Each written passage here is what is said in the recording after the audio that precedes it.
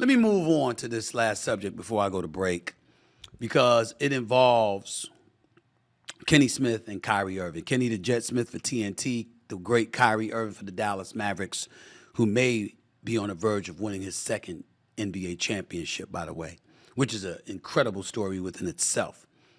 But anyway, the topic that I'm about to get into is a bit personal. It involves Kenny, my brother, my boy. Kenny Smith and I go back decades. His brother, Vincent Smith, used to train me. Lost Battalion Hall, Queens, New York, all of that stuff. I got a scholarship, a basketball scholarship because of Vincent Smith. Love him to death. But Kenny Smith and I go back that long. Last night, the TNT crew was discussing the evolution of Kyrie Irving this postseason.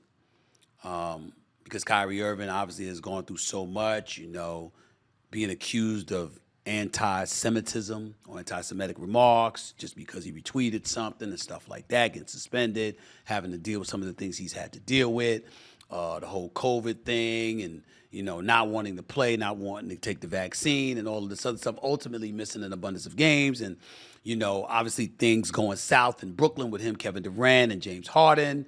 You look at those situations and you just found yourself saying, damn, this is a bad situation. It's really bad. And Kyrie's name was all over it. And then he lost the sneaker deal and all he had was basketball. But the evolution of Kyrie Irving this postseason has been nothing short of spectacular, and he deserves a lot of credit for it. But that was also what led to Kenny Smith revealing a very private conversation that he had with me about my past critical comments of Kyrie. And I shouldn't say past because at the time we had the conversation, that's when it was going on, and that's when Kenny Smith called me. Here's what he had to say last night on TNT. We couldn't play the sound, but here's the quote. At one time, Stephen A. was an advocate about having a battle with Kyrie Irving. I had to call Stephen. I'm like, this guy's from our neighborhood. I named like 6 people, and I said, Stephen A., those people mentored you. They mentored him. So when you say something about him, you're actually saying it about us. And he said, I understood. Charles Barkley naturally followed up saying this about Kyrie Irving following Kenny's comments, quote, he self-inflicted himself, talking about Kyrie. He got to take some responsibility. I think he's grown up. I think he's matured. Stephen A. and other people criticized him. He rightly deserved it. You can't go out there and be anti-Semitic. He deserved the criticism he got. He deserved the suspension he got. But as a basketball player, I think he's really grown up, end quote. Let me say this. Both of them are right. Tackling Charles Barkley first. Kyrie did deserve to be criticized at the time that he was being criticized. And it's our job to tell a story. And that's what I did. When it was happening, I spoke about what was happening. So Charles Barkley's right about that. But nobody's more right than my brother Kenny Smith. Kenny Smith did call me. And when Kenny Smith called me, he spoke to me and he reminded me of guys. He mentioned 6 guys. I'll give you 3 of their names. One was Rod Strickland, former NBA player, spectacular point guard out of DePaul University and stuff like that. Rod Strickland is the godfather of Kyrie Irving. Another person was Gary Howard, Gary D. Howard to be exact, former deputy sports editor at the Philadelphia Inquirer who was responsible for getting me there. When I was a high school reporter for the New York Daily News, he was the one responsible for getting me the college job at the Philadelphia Inquirer. He's also the former executive sports editor for the Milwaukee Journal-Sentinel. At the time that Gary Howard was the executive sports editor there were 4 and ultimately reduced to 2 executive sports editors in the country, despite there existing hundreds of newspapers. Only about 2 were black. Gary Howard was one of them. He's a Bronx native. He's very, very close to Dedrick Irving, Kyrie's father. They grew up together, knows him well.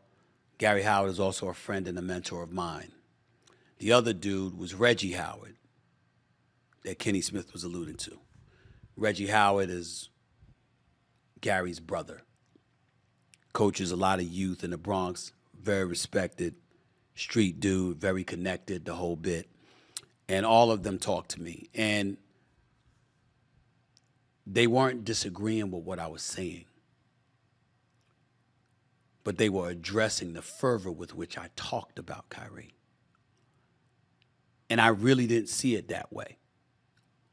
I felt like I had looked out for Kyrie Irving on many, many occasions until I couldn't. And then I felt that his attitude towards me had changed and it felt like betrayal.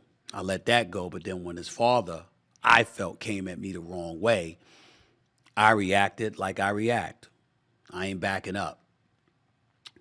And it wasn't until Kenny Smith placed that call to me that I had to look at myself differently, because he reminded me of those numerous people that raised Kyrie.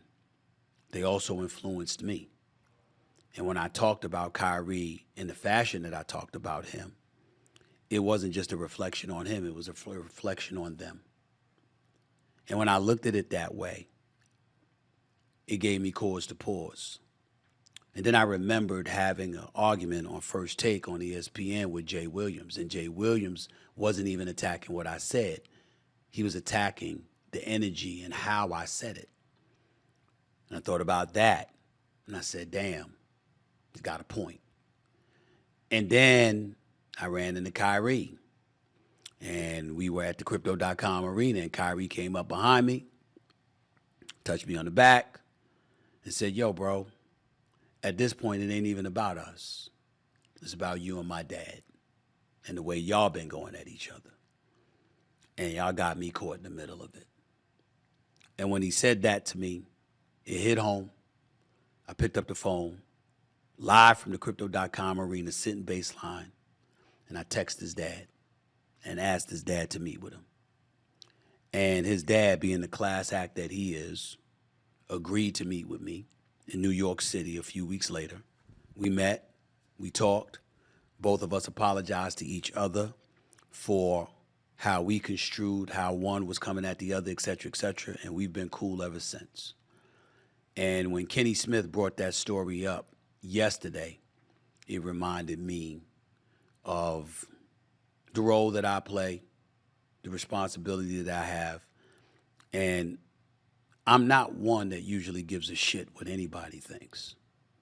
I stand on what I stand on. I feel the way that I feel because I pride myself in being man enough to acknowledge when I'm wrong if I think I'm wrong, because I think it's rare. But I was wrong. And for Kenny Smith to tell me that, it hit home in a big way, because we go back more than 30 years. And I can count on two fingers how many times he's thought I was wrong. And so his friendship, his brotherhood means a lot to me, but it also reminded me of the brotherhood of all of those that mentored and have been there for Kyrie.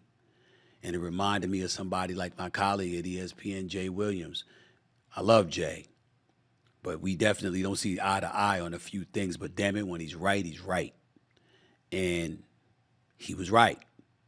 I didn't think he was right at the time. But when you reflect sometimes and you see things for what they are, you got to man up and accept it. And that's what I wanted to do.